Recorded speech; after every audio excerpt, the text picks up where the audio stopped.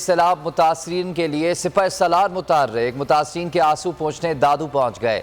Army chief general Qamar Javed Bajwa نے relief اور medical camp میں متاثرین کے ساتھ وقت گزارا، امدادی کیمپوں میں موجود جوانوں سے ملاقات کی، دادو میں 5000 خیمے فراہم کرنے کی ہدایت بھی کی۔ سپہ سالار نے دادو، خیرپور ناتھن، جوہی، میہر اور منچر جھیل کا فضائی جائزہ لیا۔ میڈیا سے گفتگو میں کہا کہ سیلاب سے بڑی تباہی ہوئی، سیلاب متاثرین کی بحالی میں کافی وقت لگ سکتا ہے۔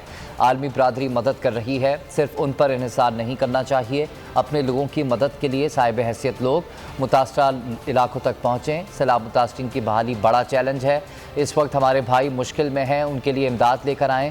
آرمی چیف نے ریلیف، بحالی اور مستقبل میں سیلاب کو روکنے کے لیے بھی تفصیلی گفتگو کی۔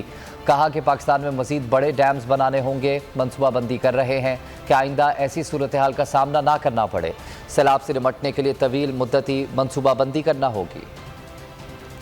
بول کسی کے بھی دباؤ میں آ کر اپنے فیملی ممبرز کو علیحدہ نہیں کرے گا۔ بول ہمیشہ عوام کی آواز بنتا رہے گا اور عوام کے مسائل دکھاتا رہے گا۔ بول کی عوام سے خصوصی دعاؤں اور ساتھ دینے کی اپیل۔ سب سے زیادہ ویوز، سب سے زیادہ ریلز اور سب سے زیادہ ریٹنگ کے ساتھ بول اب بھی نمبر 1 پوزیشن پر برقرار۔ سبسکرائب کریں اور بیل دبائیں تاکہ کوئی خبر رہ نہ جائے۔